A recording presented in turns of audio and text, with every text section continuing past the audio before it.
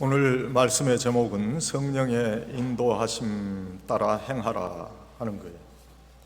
우리가 예수를 믿고 구원 얻은 하나님의 백성이 되고 난 다음 성령 하나님의 인도를 받는 그런 삶을 살아야 된다 하는 거예요. 그런데 우리가 성령 하나님께서 우리를 마치 AI 같이 하나님의 그 선하신 뜻대로 그대로 살아가는 그런 사람으로 우리를 조종하시는 것이 아니라 성령 하나님의 그 귀하신 능력은 이 세상에 편재해 있지만 우리들이 성령 하나님의 뜻을 따라 살아갈 수 있는 그런 심령이 돼야 성령의 인도하심을 받는 사람이 된다 하는 거예요. 그래서 오늘 그 성령을 따라 살아가는 그 사람들의 모습을 적시해 주셨죠. 또 세상의 욕심을 따라 살아가는 사람들의 그 모습도 오늘 말씀 보면은 아주 분명하게 무엇이 세상의 욕심을 따라 살아가는 것이요 성령의 인도를 따라 살아가는 삶이 아니다. 그걸 우리에게 적시해 주셨어요. 그래서 이 성령의 인도하심을 받으려면은 우리가 성령의 인도하심을 받을 수 있는 사람의 그 모습을 우리가 갖추어야 된다. 그런 심령의 모습이 있어야 된다 하는 거예요. 그래서 우리 자신의 모습을 먼저 잘 돌아보고 우리 자신의 그런 모습 속에서 성령 하나님께서 임재하시지 못하고 역사하시지 못하는 그런 모습을 우리가 돌이킬 수 있어야 된다 하는 거예요. 자신의 현재 모습을 돌아보고 정확한 그런 모습을 파악한 후에 잘못된 모습을 고칠 수 있는 그 사람이 성령의 인도하심을 받고 축복된 인생을 사는 거지요. 그런데 대부분 우리들의 그 문제는 문제의 원인을 나 자신에게서 찾지 않아요. 모든 문제의 원인은 내가 아닌 다른 사람에 의해서 만들어진 그런 환경 때문이다 그렇게 생각합니다. 그러나 사실 모든 문제의 근본 원인은 내 자신에게 있어요. 세상에 참 가련하고 불쌍한 사람들이 많지만 내가 가장 가련하고 불쌍한 자라는 것을 깨닫지 못하는 사람처럼 가련한 사람 없다고 생각을 합니다. 프랑스의 사상가이기도 하고 문학가이기도 한 파스칼이 이런 기도를 드렸어요. 하나님, 영혼의 병 중에서 가장 큰 병은 그 병에서 자기의 비참함을 전혀 느끼지 못하는 무감각 증세이니 제가 그 무감각으로 인한 비참함을 잘 깨닫게 해주시고 느끼게 해주시옵소서. 자기 자신의 부족함을 깨닫고 고칠 수 있는 은혜를 기도한 것이지요. 누구든지 자기 자신의 부족함을 깨닫고 자기 자신의 가련함을 확인할 수 있어야 올바른 상태로 돌이킬 수 있고 또 은혜와 긍휼의 사람으로 변화되어 갈 수 있다 하는 거예요. 자기 자신의 부족한 모습을 깨닫는 것이 행복의 열쇠가 된다. 빅톨 위고가 쓴 레 미제라블이라 하는 그런 소설을 여러분 읽어보셨을 거예요. 또 연극으로도 나왔죠. 영화로도 아마 나온 거로 알고 있는데 그 주인공이 장발장이라고 하는 사람인데 그 사람이 미리엘 신부의 물건을 도둑질하고 대질 신문을 받을 때 그 미리엘 신부가 자기가 도둑 맞았다 그렇게 말하지 않고 오히려 도둑질한 자기를 변호하는 그런 말을 하게 될 때 새로운 자아를 발견하고 새로운 인생을 살게 되잖아요. 그 법정에서 이렇게 말하잖아요. 저 물건은 저 사람이 훔친 것이 아니라 내가 저 사람에게 건네준 것이고 저 사람이 갖도록 그렇게 한 것이다. 그 말이 이 장발장 자신의 내면을 돌아보게 했고, 그리고 큰 깨달음을 얻게 된 거예요. 여러분은 여러분 자신이 어떠한 그런 상태에 있다고 생각을 하십니까? 자기 자신을 돌아보고 깊이 생각해 봐야 돼요. 다른 이들이 나를 바라볼 때 반듯하고 단정하게 보일지 모르지만 그 마음에는 내적인 불안에 이끼가 있고 또 고민의 그림자가 있는 거지요. 남에게 해를 끼치는 그런 중상과 모략과 시기와 질투가 내 심령에는 없는가? 우리가 이러한 잘못된 그런 심령으로 인해서 더러운 영혼으로 우리가 살고 있다면 이런 잘못된 그런 우리의 심령을 깨끗게 해야 될 거예요. 겉으로는 화려하지만 속 사람이 병들었다면 내 자신을 돌아다보고 반성하고 그리고 회개해서 새로운 사람으로 거듭나야 되는 거지요. 병이 든 육체가 병원에서 고침받고 회복되듯이 우리의 병든 심령이 우리의 반성과 성찰을 통해서 회복되고 온전해져야 돼요. 근데 가장 중요한 문제가 나는 아무런 문제가 없다고 생각하는 그런 영적 교만입니다. 자기 자신이 가장 온전한 사람으로 처신하고 살고 있다, 그렇게 생각합니다. 자기 자신은 항상 무슨 잘못을 하더라도 거기에 이유가 있는 거지요. 자기 자신을 변호하는 거고 자기 자신을 합리화하는 그런 우리의 모습, 이게 잘못된 거예요. 자기 자신을 잃어버리고 살면서도 그 사실에 무감각해요. 자기 자신의 모습에 만족하며 산다. 어떤 정신분석학자가 현대인은 정도의 차이가 있을 뿐 모두가 정신병자다, 그렇게 말했어요. 비정상적이란 말이에요. 우리가 살아가는 우리 이민사회도 마찬가지예요. 이게 정상적인가? 상식적인 행동이 아니지 않는가 하는 그런 물음이 생기는 수많은 그런 사람들의 행동을 볼 수 있어요. 이민 사회뿐만 아니라 미국 사회도 그렇고, 내 자신은 분명히 올바르고 정상적인 처신을 하고 있다고 하는데 과연 정상적인가 하는 자기 자신의 반성이 있어야 되겠다 하는 거예요. 소크라테스가 내 자신을 알라고 그랬는데 정말 우리가 우리 자신을 올바로 돌아다보고 성령 하나님께서 역사할 만한 그런 심령으로 우리가 우리 자신을 깨끗게 해야 된다는 거예요. 하나님께서 원하시는 그런 심령이 되어야 성령 하나님께서 온전히 역사하실 수 있어요. 하나님께서 우리의 기도를 들어주시고 그 기도가 온전히 이루어지고 응답받는 그런 기도는 우리가 하나님 앞에서 범죄함이 없는 당당한 심령으로 하나님 앞에 구할 때 이루어지는 거거든요. 그런데 여러분의 모습을 한번 돌아보세요.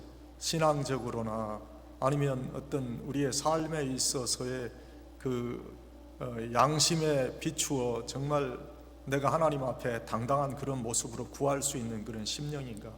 먼저 그 심령이 돼야 하나님께서 그 기도를 들으신다고 하셨는데 우리는 그러한 심령이 되지 않고 응답되지 않는다고 하나님 앞에 불평한단 말이에요. 우리 자신을 돌아볼 수 있어야 돼요. 내 신앙의 현 주소가 지금 어떤가? 내 삶의 모습이 어떤가? 내가 세상적인 가치관을 위해서 내 목숨 걸고 살아가지 주님의 전과 하나님께서 원하시는 신앙의 모습은 내가 목숨을 걸고 살아가고 있는가? 내 자신을 돌아볼 수 있어야 성령 하나님께서 인도하시는 심령 되고 성령 하나님께서 역사하시는 그런 심령이 되는 거예요. 성령의 인도를 받으려 하면 내 자신의 모습을 먼저 돌아다 보고 그리고 내 자신의 잘못된 모습을 고칠 수 있어야 돼요. 그 다음 성령을 따라 실천해야 돼요. 성령 하나님의 인도가 분명히 있다면 그 인도를 따라서 우리가 움직여 가야 돼요. 잘못된 실상의 모습을 파악한 후에는 그것을 고칠 수 있는 행동이 뒤따라야 하는 거예요. 실천하는 행동이 뒤따르지 않으면 상황은 개선되지 않아요. 히말라야 산에 가면 긴 이름을 가진 새가 하나 있대요. 그 이름이 뭐냐면 날이 새면 집 지으리라.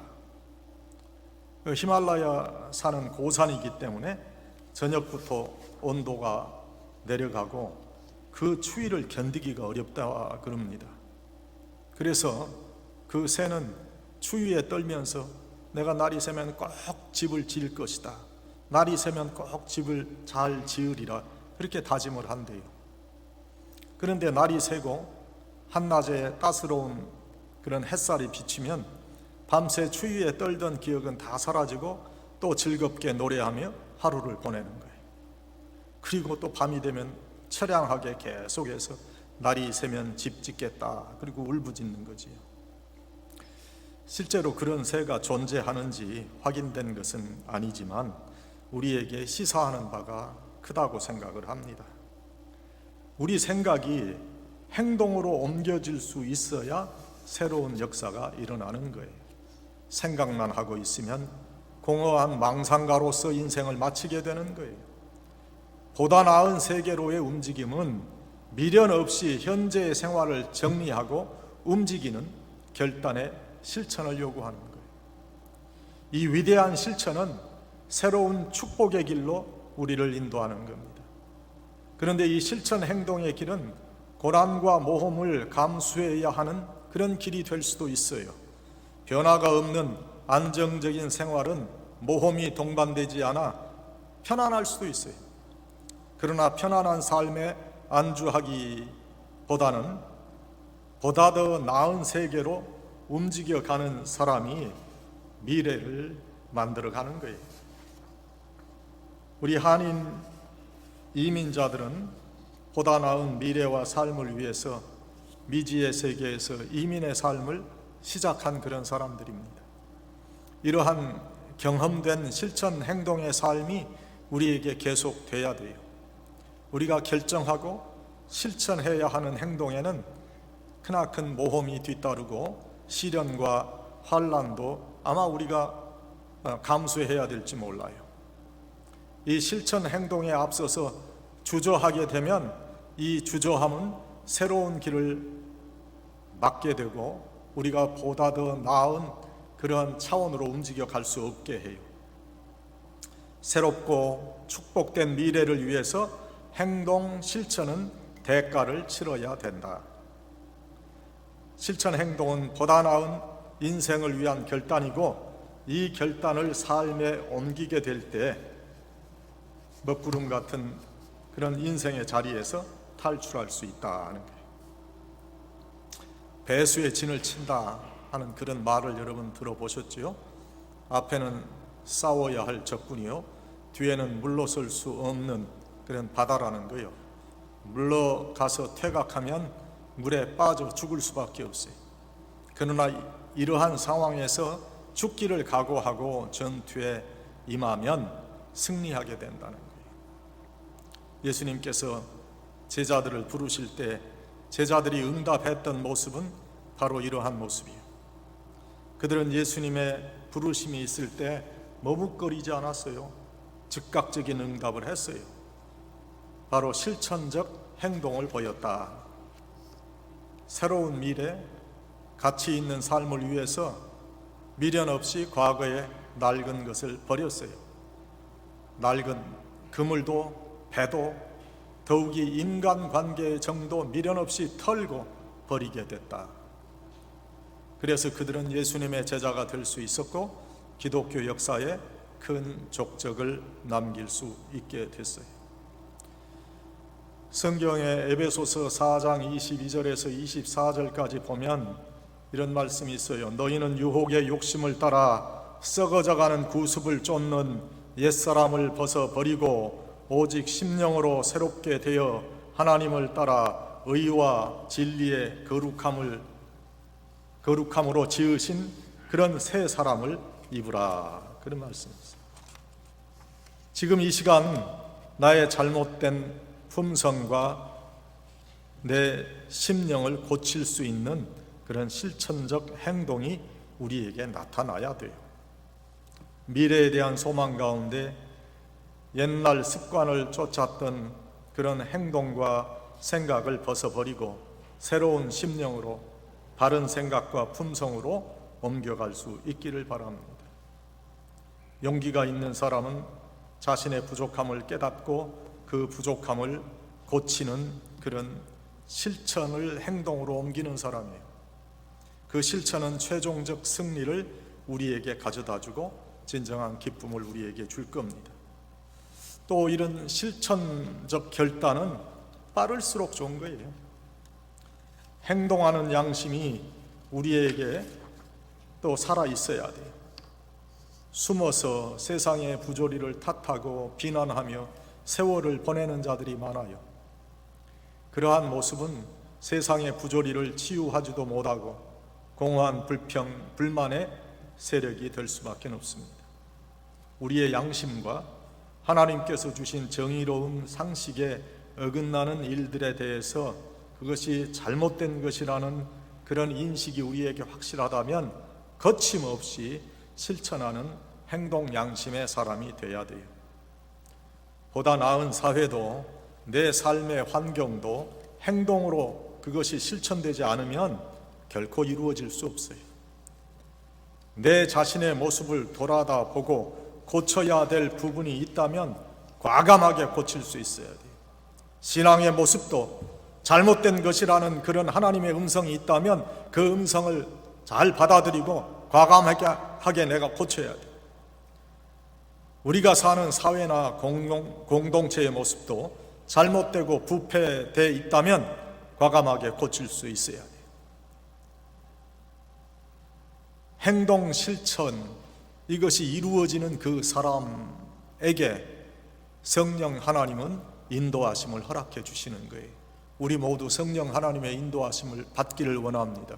성령 하나님께서 인도하신 그 삶은 능력 있는 삶이 되고 그리고 거룩한 삶이 되고 그리고 기쁨의 삶이 되기 때문에 우리는 성령 하나님께서 우리를 인도하시기를 바라지만 우리의 삶의 모습이 우리의 심령의 모습이 그 거룩한 성령의 인도하심을 받을 수 없는 그런 모습이라면 성령의 인도하심은 결코 우리의 삶에 나타나지 않는다는 거예요.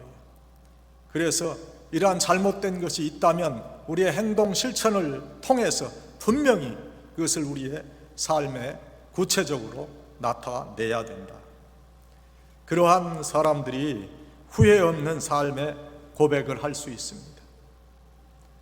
오늘 저희가 찬양했지요.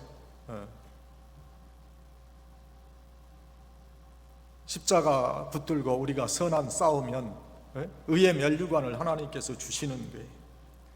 우리가 인생을 마감하는 그런 시점이 우리에게 분명히 올 거예요. 그때에 어떠한 후회도 여한도 없이 평안한 마음을 가진다고 하는 것은 참 의미가 있는 거예요. 많은 사람들이 육신의 마지막 때에 일그러진 모습을 보이면서 세상을 떠나갑니다. 더 가지지 못한 안타까움, 더 누리지 못한 후회, 회복하지 못하고 무너져버린 인간관계의 슬픔 때문에 고통 속에서 세상을 마감하는 자들이 많습니다.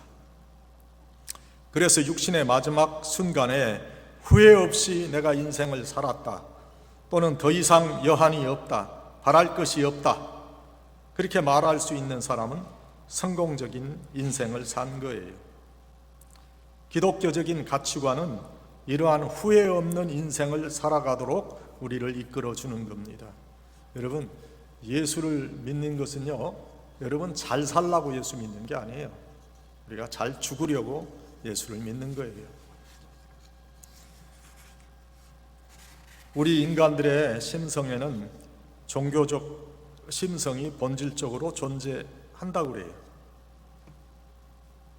우리 기독교의 가르침은 인생을 잘 살아야 한다라는 화두보다는 인생을 잘 마감해야 한다는 화두의 가르침을 주는 거예요. 잘 사는 것보다 잘 죽는 것에 관심의 초점이 놓여 있는 것이 기독교의 가르침의 핵심이에요. 적어도 기독교 관점에서 인생을 잘 마감한다, 지금까지 후회 없이 잘 살아왔다라는 고백은 세 가지의 삶의 방법을 지키며 살아왔다는 뜻이라고 생각합니다. 사도 바울의 고백과 같이 첫째, 선한 싸움을 잘 싸웠다는 거예요. 둘째는 자신이 목표한 인생의 길, 달려야 할 길을 잘 달렸다는 뜻이고, 셋째는 자신이 품었던 믿음을 변치 않고 잘 지켰다는 뜻입니다. 이러한 후회 없는 삶의 고백은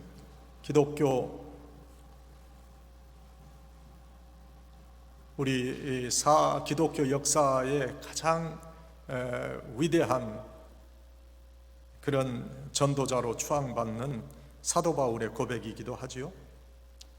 디모데후서 4장 7절에 내가 선한 싸움을 싸우고 나의 달려갈 길을 마치고 믿음을 지켰다. 이 말씀은 현재 완료형의 헬라 문법적인 해석이 가능한 거예요. 즉 과거에서부터 현재까지 그 상태가 계속해서 지속되어 오고 있다는 뜻이에요. 지금까지 선한 싸움을 싸웠고, 지금까지 달려갈 길을 맞추고 있고, 지금까지 내가 확신한 믿음을 잘 지켜오고 있다고 확신한 사도 바울의 심정을 나타내 주고 있어요.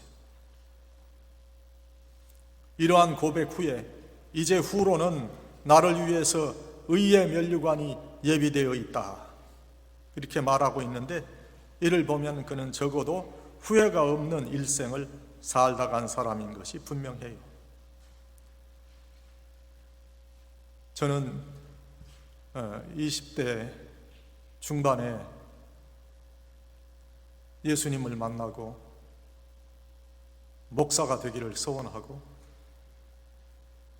그렇게 내가 하나님 앞에 서원하고 기도하면서 내가 일생을 하나님 앞에 기도하는 사람으로 살게 해 주시옵소서.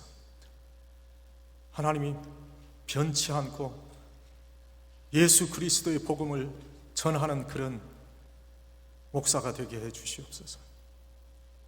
그런데 하나님께서는 정말 그렇게 이제 목회를 마감하고 있는 저에게 그런 은혜를 주셨어요. 저는 여기 서서 저 뒤에 보면 내가 평생에 기도하리로다 하는 그런 배너가 저기 있는데, 2002년도에 저희가 지금 친교실로 쓰고 있는 그런 예배당을 하나님 앞에 드리면서 저 배너를 걸어놓고 하나님 앞에 기도했어요. 아버지 하나님, 많은 이들이 처음에 시작한 것을 끝까지 지키지 못하는 그런 신앙의 모습을 보이는데, 하나님 끝까지 그러한 신앙의 모습을 보일 수 있도록 은혜를 주십시오. 하나님의 은혜를 누리고 제가 평생 하나님 앞에 기도했다라고 하는 그런 간증을 할 수 있고, 평생 하나님의 도우심을 받고 많은 어렵고 힘든 상황 가운데서도 풍성한 은혜를 누리고 살았음을 저는 간증할 수 있어요. 안 될 것 같지만 하나님은 되게 하셨고, 고통스럽고 포기할 그런 상황 가운데서도 하나님께서는 그런 순간들을 넘어서 하나님의 살아계심을 보여주셨다. 저는 여러분들도 사도 바울과 같이 후회가 없는 인생을 살다 하나님 앞에 서시기를 바랍니다. 후회 없는 인생 살기 위해서는 먼저 선한 싸움을 싸워야 돼. 싸움 자체는 악한 것이라는 느낌을 주지만 많은 갈등 속에서 올바른 것을 이룬다는 관점에서 이해한다면 선한 싸움이란 말을 우리가 이해할 수 있을 것입니다. 선한 싸움은 혈과 육의 싸움이 아닙니다. 육신적인 싸움이 아닙니다. 그것은 신령한 의미의 싸움이요, 악과 싸우는 것입니다. 유혹과의 싸움입니다. 죄성에 움직이려고 하는 자기 자신과의 싸움입니다. 인격이 부족한 사람은 남과 싸우려고 합니다마는 신령하고 성숙한 인격을 가진 사람은 자기 자신과 싸웁니다. 선한 싸움을 싸우는 거예요. 밖에 적은 쉽게 물리칠 수도 있지만 자기 자신 속의 적은 능히 물리치기가 어렵다는 거예요. 그래서 잠언 16장 32절에 선한 싸움을 싸우며 승리하는 자에 대한 말씀이 이렇게 기록됐어요. 노하기를 더디하는 자는 용사보다 낫고 자기의 마음을 다스리는 자는 성을 빼앗는 자보다 나으니라. 자신의 마음을 다스리며 자신과의 싸움에서 승리할 수 있어야 돼요. 우리에게 유혹의 욕심이 생기면 그 욕심을 쳐서 다스리고 이길 수 있어야 돼요. 선한 싸움을 잘 싸워 승리해야 후회 없는 인생을 살 수 있기 때문입니다. 선한 싸움은 자신이 달려야 할 길을 달리는 싸움이에요. 분명하게 내가 깨닫고 의미를 부여한 삶이라면 그 삶의 목적을 이루기 위해서 그 인생길을 잘 달려야 돼요. 의미가 있는 인생을 살려고 하는 사람에게 다가오는 유혹과 시련이 있잖아요. 인생의 의미를 상실하게 하는 유혹입니다.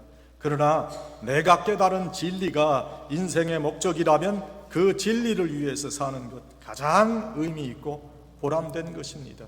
우리에게 그 보람되고 귀중한 진리가 뭐예요? 예수 그리스도 아니에요. 예수 그리스도를 위해 사는 것이 가장 의미 있고 보람된 거예요. 얽매이기 쉬운 죄를 벗어버리고 인생의 마지막 지점까지 잘 달릴 수 있기를 바랍니다. 그것이 후회 없는 삶이 되기 때문이에요. 믿음을 지켜야 후회 없는 인생을 살 수 있습니다.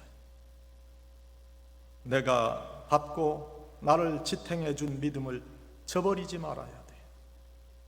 한 번 은혜로 인해 소유한 믿음의 도리를 굳게 잡아 내 목숨과 바꿀지언정 저버리지 않겠다는 그런 각오가 우리에게 있어야 돼요. 그래야 후회하지 않는 삶의 마지막 고백을 할 수 있어요.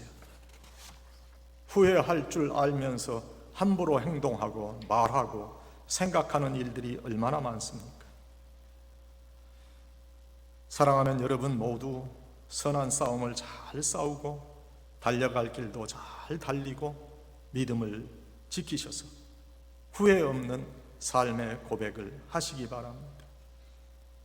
우리가 이러한 후회 없는 삶의 고백을 하게 될 때 성령 하나님께서 우리를 올바로 인도하신 그런 증거가 나타나는 거예요. 우리는 성령 하나님의 인도하심을 받기를 원합니다. 그것이 가장 축복되고 가장 귀하고 보람 있는 인생 길이기 때문에 우리가 이러한 성령 하나님의 인도하심을 받는 것은 먼저 우리 자신을 돌아다보고 우리 자신의 잘못된 모습을 우리가 반성해야 되고 회개할 수 있어야 되는 거지요. 그 다음 성령 하나님의 인도 따라서 우리가 실천 행동으로 옮길 수 있어야 되는 것이고 그때 후회 없는 삶의 고백을 우리가 할 수 있을 것입니다. 사랑하는 여러분 모두 성령 하나님의 인도하심 따라 우리 자신의 모습을 돌아다보고 성령 하나님의 인도를 따라 실천하고 후회 없는 삶의 고백을 이루시기를 간절히 축원합니다. 아버지 하나님, 오늘 우리에게 성령 하나님의 인도 따라 행하는 것이 무엇인가를 알려주셨습니다. 아버지 하나님, 저희의 심령에 부족한 것이 무엇인가 잘 깨닫게 해주시고, 그리고 회개할 수 있도록, 부족한 저희들의 모습을 진단할 수 있도록, 그리고 그 잘못된 것을 고칠 수 있는 실천 행동이 따르게 해주시고, 그래서 후회 없는 삶에 고백할 수 있게 주님 인도해 주시옵소서. 예수님의 이름으로 기도하옵나이다. 아멘.